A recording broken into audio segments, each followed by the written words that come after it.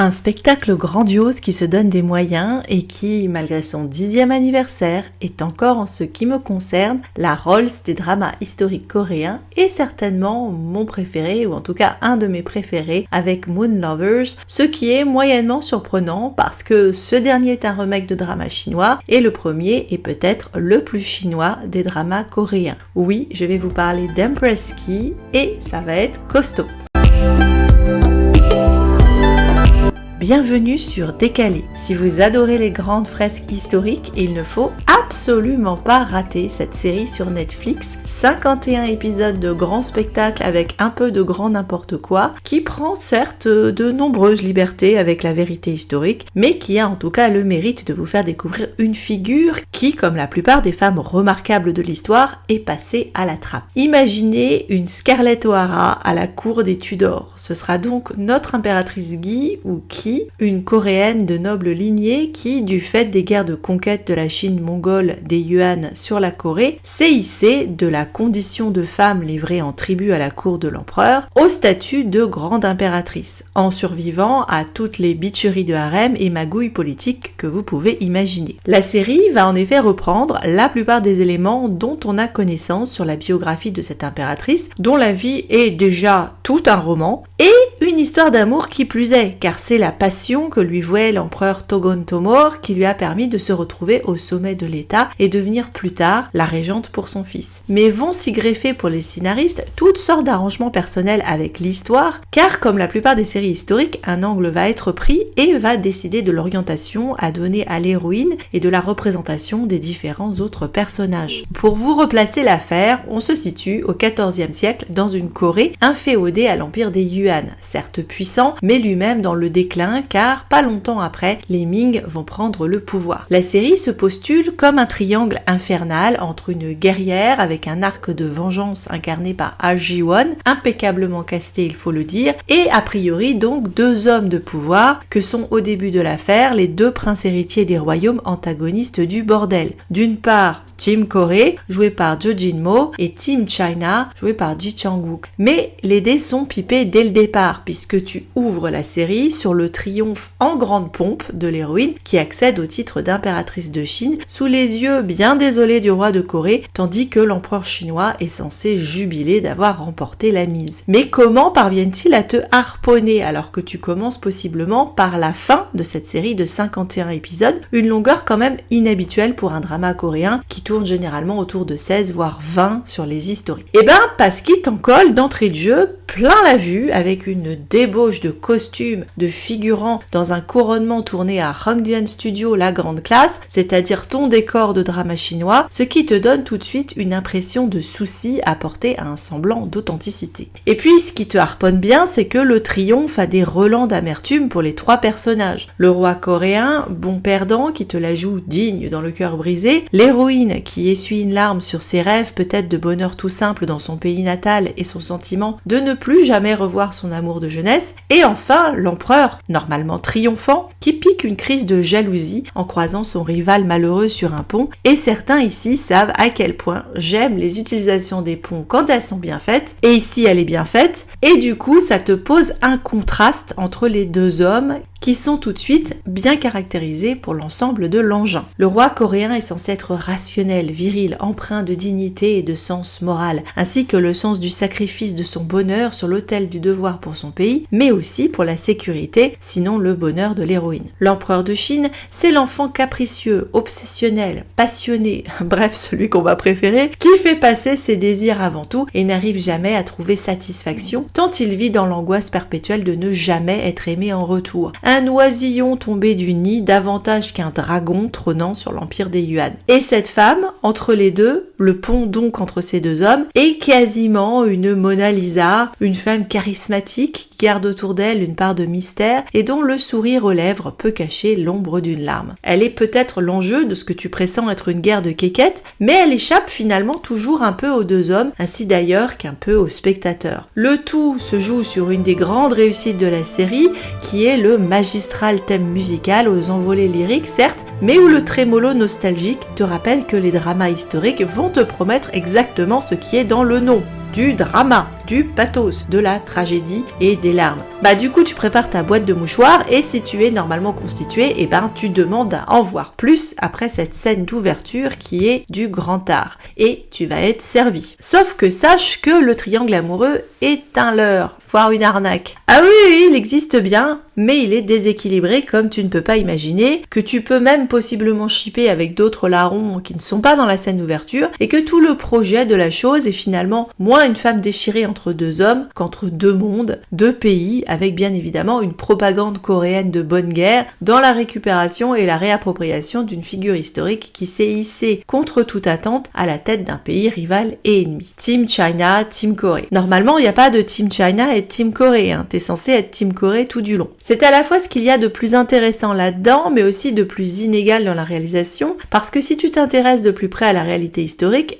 ça pêche un peu, et que dans la production de la série, si le début te donne l'impression qu'on va bien avoir ce contraste entre deux nations ennemies, les décors, les acteurs, les costumes, coiffures, façon de jouer et certains éléments de l'intrigue ne font en fait que te rappeler ironiquement sans cesse que bah oui, c'est bien un drama coréen en Corée avec des Coréens et pas un drama coréen en Chine avec des Chinois. Idéalement, il aurait fallu des acteurs chinois, mais entre la langue, vu que les Coréens ne doublent pas à tire-larigot comme les Chinois, et les évidents problèmes de bisbille sur une représentation nécessairement peu flatteuse des Chinois face aux nobles coréens, tu te doutes que ça va pas être possible. Sauf que du coup, tu te retrouves vite, pour qui comme moi a l'habitude des dramas chinois, dans un effet d'intense sentiment d'aliénation, puisque ça ressemble pas à de la série historique chinoise, même si de manière très surprenante, on trouve d'ailleurs très peu de dramas chinois qui se déroulent dans la période qui nous intéresse ici, soit l'empire des Yuan. Bah oui, parce que l'ouverture est à Hongdian, mais le reste du temps, les décors sont au studio MBC en Corée et ça se voit. Alors cette coréisation de la Chine est d'autant plus un problème que l'un des conflits est justement que la cour cherche à résister à la montée au pouvoir de l'héroïne parce qu'elle est coréenne et parce qu'elle risque de pervertir la culture chinoise en y introduisant des éléments coréens, point qui est explicitement abordé vers la fin de la série. Et c'est vrai qu'en effet,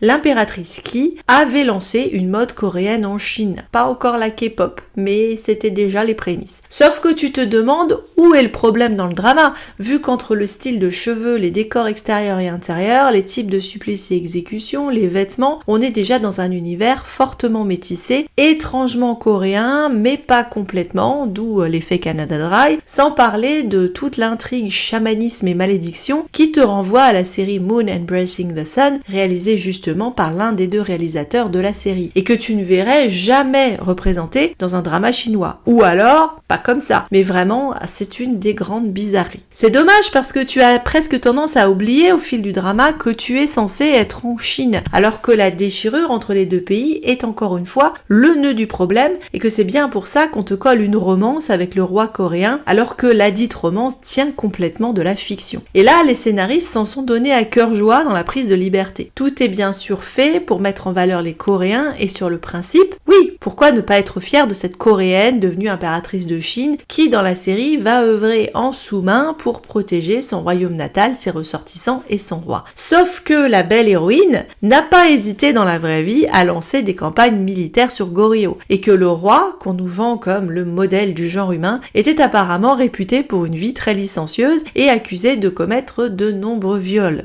Il envoie moins du rêve comme ça parce que tu t'imagines davantage DSK quoi. Ça faisait nettement moins héroïque transposé à l'écran, il faut en convenir. Le plus tiré par les cheveux est tout de même l'arc du premier enfant de l'héroïne, perdu et retrouvé, qui alors vraiment est abusé et qu'ils ont exploité jusqu'à la moelle, toujours dans la veine héroïne partagée entre deux nations et deux lits. Cette histoire d'amour entre le roi et l'héroïne, possiblement choupie au début dans la grande tradition des travestissements douteux des dramas asiatiques, où le roi fait copain-copain avec l'héroïne qu'il prend pour un jeune homme roublard et dont il va s'éprendre à son horreur et angoisse avant de découvrir soulagé que le corps du délit est bien celui d'une jolie jeune femme, donc ouf, il est pas pédéraste. Et comme on va pas se priver, même traitement pour le personnage de l'empereur chinois qui rencontre l'héroïne lors de son exil en Corée, un fait historique pour le coup hormis la rencontre, et qui pareillement ne sait pas qu'elle est en réalité une fille, d'où moult gags peu valorisants pour lui et bien réjouissants pour nous. Oui, parce que tant qu'à faire, ruinons à fond le perso chinois, qui est un élément de comédie pendant la plus grosse partie de la série, ce qui va quand même te causer des ruptures de ton assez sévères quand la série et le perso vont complètement virer au pathétique. Mais bon, on finit par avoir l'habitude de ce genre de rupture de ton dans les dramas historiques coréens, qui commencent toujours en tout va bien, youpi, on s'amuse dans le meilleur des mondes, et ça se termine dans le drame et les larmes. Et si tu croyais que la romance condamnée d'avance entre le roi et l'héroïne allait être choupi, non en fait, raté, parce que pour autant qu'on veuille te vendre un grand amour tragique, le perso masculin est tellement pesant, tellement monolithique, tellement chiant en fait, et l'alchimie si anecdotique, que ce soit dans les relations on et off avec la fille, que les quelques scènes où ils sont face à face, que tu es prêt à lui payer son billet de retour pour Séoul, départ imminent assez tôt dans la série en fait. Il faut dire que bien que l'écriture soit censée te faire détester et mépriser la Team China face au malheureux sujet de Goryo victime de tant d'injustice, Team China elle gagne à être connue parce qu'elle est bien plus colorée, intéressante, avec des persos plus engageants. Du coup, Team Corée, tu t'en fous rapido, et donc c'est le paradoxe de la série. Parce que tu t'amuses plus de l'autre côté, avec ta bitcherie de compète avec la douairière et les épouses du harem, des eunuques magouilleurs, des grands conseillers dont l'un t'évoque un Rasputin,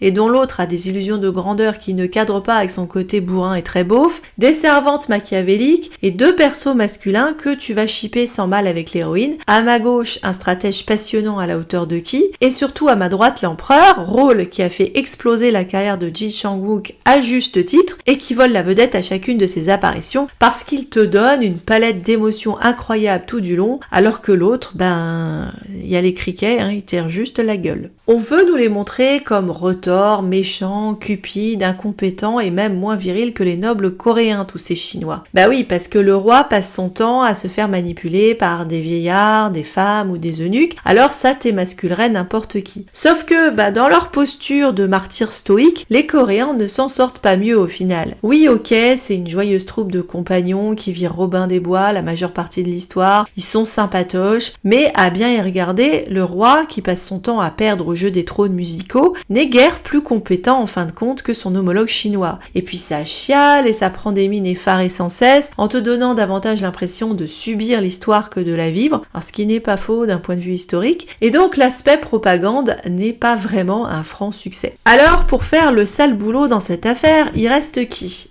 Qui justement ? L'héroïne, qui est proactive, intelligente, martiale, dynamique, capable d'en remontrer à tout ce groupe de mecs d'un côté et de l'autre de la frontière, vu qu'elle a eu des ennemis un peu partout, parce que même chez Team Corée, il faut reconnaître qu'il y a quand même quelques traîtres et quelques cafards. Heureusement qu'elle est là pour te mettre tout ce petit monde au pas. C'est une survivante d'entrée de jeu, puisqu'on te la présente dès l'épisode 1, juste après son couronnement, en flashback enfantin d'une petite fille fuyant les vilains méchants chinois aux côtés de sa mère, et qui en effet se déguise en garçon pour se protéger et avec un objectif de vengeance qu'elle gardera jusqu'au bout, soit 50 épisodes pour se débarrasser d'un perso répugnant. C'est long, mais qui peut le faire sinon qui ? Normalement, dans la réalité historique, le personnage n'est pas supposé avoir un problème d'identité, mais dans le drama, elle est écrite comme ne sachant comment trouver son père, déguisé en garçon, et toute cette intrigue va rajouter à la notion clé autour de cette personnalité qui est de savoir qui elle est, si elle va rester coréenne ou devenir chinoise. Comment va-t-elle naviguer sa biculturalité, si on peut dire, qui va s'établir par alliance sans y perdre son âme ? Un problème qui a dû accompagner bien de nombreuses souveraines européennes détachées de leur pays d'origine pour rejoindre une cour étrangère et censées produire une nouvelle génération de souverains dans son pays adoptif. D'où la nécessité de devenir un plus royaliste que le roi. C'est d'ailleurs la question que son fils va poser à Ki à la toute fin de l'histoire. Est-ce que tu es coréenne ou est-ce que tu es chinoise ? Et de fait, elle va devoir rester sur le fil alors que pour autant que son cœur est coréen, elle ne peut sauver son cul qu'en défendant bec et ongle le trône ennemi, celui de l'empire Yuan, qui va devenir l'héritage de son fils, ce qui inclut une loyauté vis-à-vis de l'empereur de Chine qu'a priori elle n'aime pas, mais qui est son ticket vers la prospérité et surtout le pouvoir.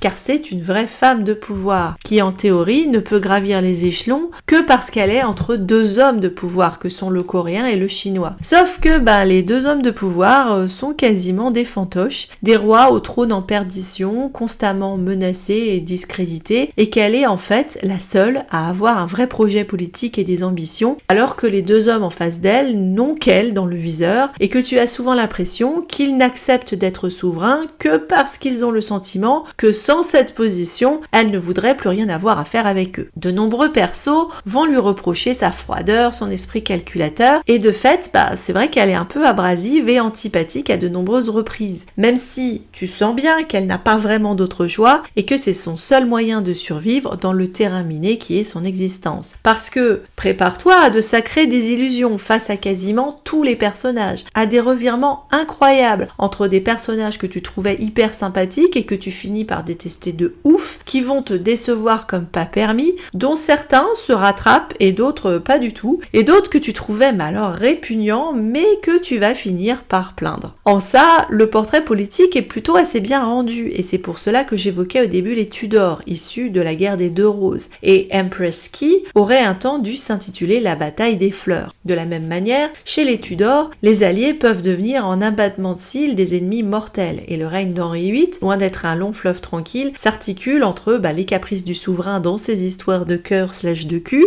avec quelques têtes coupées au passage et une révolution culturelle qui est celle de la réforme religieuse. Bon, ici, les histoires de cul, tu oublies un peu, mais le roi va devoir aussi faire valser ses conjointes de manière pas jolie pour mettre à la fonction suprême celle que son cœur a choisie. Et la réforme culturelle va tourner autour de la révolution, de le fait d'avoir une femme de Goryeo accéder à la tête du pays et devenir, par conséquent, la mère de la nation. Et en effet, il va y avoir du mouvement dans les alliances tout au long de l'histoire. Mais quid, du coup, du rendu de la passion dévastatrice de l'empereur chinois pour sa concubine coréenne? C'est en effet le grand succès de la série. Tu viens pour ça. Ou en tout cas, tu restes pour ça. Alors oui, elle est dysfonctionnelle, passionnelle et bien tragiquement à sens unique, mais l'amour obsessionnel de l'empereur pour sa Yang est superbement traduit par Ji Chang-wook qui ne voit rien à part sa belle, va lui rester loyal jusqu'au bout malgré tous les caprices qu'il peut faire, ses colères, ses accès de jalousie, d'un personnage qui est finalement mal dans sa peau, mal aimé et qui va mettre tous ses œufs dans le panier de sa belle, incapable de vivre sans elle, mais trop travaillé par ses doutes pour vivre heureux avec elle. Un amour malsain, j'en conviens, destructeur pour lui et les autres, mais qui était peut-être quand même sa meilleure idée, dans la mesure où il s'est choisi comme partenaire une femme intelligente qui va lui sauver la face et les miches plus d'une fois. Historiquement, le vrai roi a en effet lâché le pouvoir, découragé par les rébellions, les complots, les désastres naturels, alors qu'il avait apparemment de grandes capacités intellectuelles d'ingénieur et d'astrologue, qui ne sont alors absolument pas exploitées ici, où le roi nous est présenté comme limité et maintenu dans l'ignorance pour être plus facilement dirigé par son entourage. C'est un grand malade, psychologiquement et physiquement à de nombreuses reprises. Mais pour revenir sur les scènes d'amour, elles sont pathétiques au sens grec du terme, car on voit un homme éperdu d'amour pour une femme qui fait preuve envers lui de patience et de loyauté, de sympathie parfois peut-être, mais en tout cas jamais d'amour. Et à regarder, ça fait mal. Ça fait très mal. Il a beau mériter des baffes, on a mal pour lui tout du long. Et c'est là que je vais dresser un parallèle avec Scarlett, qui, comme Ki, est une survivante qui se fout du camp, dira-t-on, et des limitations à son sexe, qui navigue d'égal à égal dans un monde d'hommes pour préserver sa terre natale et sa famille, aussi compliquées les relations soient-elles, que les autres femmes vont jalouser et considérer comme une moins que rien, une parvenue, une gourgandine, une traître peut-être à son camp, et qui va passer à côté d'un possible bonheur conjugal avec un homme qu'il aime vraiment parce qu'elle croit avoir le cœur ailleurs et qui ne comprendra que trop tard ses sentiments réels au moment où, ironiquement, elle perd celui qu'elle aime. Alors, cette comparaison a ses limites car le roi n'est pas du tout Red Butler, mais c'est quand même l'esprit. Demain est un autre jour pourrait quasiment être aussi le mantra de cette héroïne qui travaille sur le long terme, a de la résilience et ne se laisse jamais abattre. Et malgré ce contexte pas réjouissant et compliqué, et cet amour dysfonctionnel, il y a pourtant, comme dans Autant n'emporte le vent, de superbes scènes entre les deux personnages, parfois comiques, parfois lyriques, parfois déchirantes, mais par contre difficilement sexy dans le cas qui nous occupe, puisque Ki a muré son cœur et fonctionne sur le cérébral. Puis en plus, c'est du coréen quand même. Ça couche couche, mais sa couche utile. Pourtant, à comparer entre les deux liaisons de l'héroïne, la vraie ligne de cœur se situe bien Team China, car les plus belles scènes et les plus mémorables sont finalement toutes entre l'empereur et Ki, à commencer par cette course au galop sur la plage, qui est d'ailleurs quasiment la dernière image de la série, ce qu'elle aurait pu, voire dû être, mais le drama se clôturera tout de même sur un serre-livre qui reprend exactement la scène d'investiture de l'ouverture, ce qui à mon avis est une erreur, mais je vais y revenir en conclusion. En regardant de plus près la personnalité de l'héroïne, celui avec lequel elle aurait pu être la plus heureuse et avec lequel je me suis retrouvée à shipper l'héroïne sans grand espoir, est la figure de Tal Tal, très bien campée par Jinny Han malgré sa coiffure improbable. J'ai beaucoup aimé ce perso qui débute dans un duo quasi comique avec son oncle bourrin et que tu perçois très rapidement comme un grand malin. Parfois allié, parfois adversaire, les deux persos se tournent fréquemment autour et autant tu as souvent, même très souvent, le sentiment que Tal Tal est empreint d'une admiration possiblement amoureuse envers l'héroïne, autant tu sais qu'elle passera à côté bien que ce soit sûrement un des persos qu'elle respecte le plus là-dedans. J'en profite pour mentionner un villainous crush assez costaud qui avait un bon potentiel avec le fils du grand conseiller et frère de l'impératrice Bitch et qui va peser sur le destin de l'héroïne tout du long. C'est un des fils rouges. C'est lui qui tue sa mère sous ses yeux, c'est lui qui repère le premier qu'elle est une fille et du coup va faire une fixette sur elle. Et alors que toi tu es en train de préparer le popcorn et faire péter une bouteille, ben non en fait ça va retomber comme un soufflé parce que même s'ils vont continuer à s'étriper tout du long, l'aspect obsessionnel compulsif est vite remisé au placard avec ton popcorn et je suis beau d'or parce que l'empereur chinois reprend à ce moment le rôle du type qui veut pas lâcher l'affaire. Alors franchement, alors quelle bêtise, parce qu'on n'en a jamais assez du villainous crush, que ça aurait pu te donner d'intéressantes scènes vers la fin et que ça aurait amené une bonne tension sexuelle dans l'affaire qui en a bien besoin justement à cause de la froideur de l'héroïne. Mais à qui sera-t-elle finalement qui ? À qui donc ? Eh ben, à personne. Plus tout à fait à la Corée, pas vraiment à la Chine, pas au roi ni à l'empereur, pas déboulonnée par ses nombreux ennemis qu'elle va dégommer les uns après les autres, pas plus à ses alliés qui laisseront aussi leurs plumes au passage. Alors on serait tenté de dire qu'elle est à elle-même. Et qu'en nous échappant à nous aussi, elle campe au final un joli portrait de femme libre. Et c'est là que, à mon avis, la série a raté sa conclusion, en faisant jusqu'au bout son choix politique d'une self-made woman, d'une héroïne récupérable par la Corée, en nous la remontrant sur la dernière scène, triomphante lors de son couronnement, ayant mis à ses pieds le royaume des Yuan et son souverain. Ils ont été tentés de conclure sur le souvenir nostalgique d'elle et du roi galopant sur la plage dans leur jeunesse. Et la nostalgie est le maître mot de cette série après tout, puisque tout est un regard dans le rétro. Nostalgie du pays natal qu'elle ne reverra plus, de ses rêves de jeunesse, de son premier amour, de son enfant mort, de l'amour qu'elle aurait pu avoir pour l'empereur si elle n'avait pas eu à jouer au jeu des trônes, pour la femme qu'elle aurait pu être dans un autre temps, dans une Corée libre. À cela, on pourrait ajouter que toute la série baigne après tout dans une atmosphère de fin de siècle, car cet empire des Yuan est un géant au pied d'argile qui est à son crépuscule. Mais la véritable histoire de Ki ne s'arrête pas sur ce trône en fait. Elle se termine normalement sur un mystère, car sa trace disparaît après une fuite vers les plaines de Mongolie, alors que d'autres troubles vont finir par la menacer. Elle a une ultime fois sauver ses miches. Et tu penses un instant que la série va nous mener dans cette direction quand Tal Tal lui donne ce conseil de fuir et que son dernier entretien avec l'empereur est une supplique de partir tous les deux chevaucher dans les plaines dont sa dynastie est originaire. Projet impossible puisque l'empereur est mourant et que le couple va se quitter en fait sur les seuls mots d'amour qu'ils auront échangés dans toute la série. Il est dommage que le galop en couple de la plage n'ait pas abouti sur un fondu qui la verrait galoper seule, cheveux au vent dans la plaine, échappant au complot de harem, à l'histoire avec un grand H pour retrouver sa propre histoire et surtout sa liberté. L'image aurait été belle, mais n'était malheureusement pas le propos des scénaristes. Ce n'est pas une femme libre dont on nous a fait le portrait. C'est une ancienne esclave de guerre, attachée pour toujours à un trône étranger, à des devoirs, à une fonction, et du coup aussi récupérée et enchaînée à une forme de roman national coréen qui veut faire d'elle une héroïne. J'ai réalisé lors de la préparation de cet épisode épisode que cette ère était peu exploitée par les séries historiques chinoises, alors que tu ne comptes plus les Song, les Ming, les Qing, les Tang et tutti quanti. J'ai d'ailleurs bien envie de vous proposer des séries sur chaque dynastie parce que je suis toujours une fan de séries historiques, aussi éprouvantes soient-elles toujours pour nos petits nerfs et nos petits cœurs. Ne jamais oublier la boîte de Kleenex et la machine à baffe. Alors après avoir vu cette impératrice Qi, je dirais que mon rêve serait quasiment de voir la version vue par les Chinois avec leur propre roman national et principe de propagande. En ferait-il une femme fatale ou une héroïne? La comparaison en tout cas serait passionnante. En continuant de rêver à cette possibilité d'une Qi chinoise et en vous quittant sur les notes de la très belle bande originale de la série, merci à vous d'avoir suivi cet épisode. N'hésitez pas à voir ou à revoir Empress Qi sur Netflix. Pensez à liker, partager et vous abonner et je vous dis à très bientôt.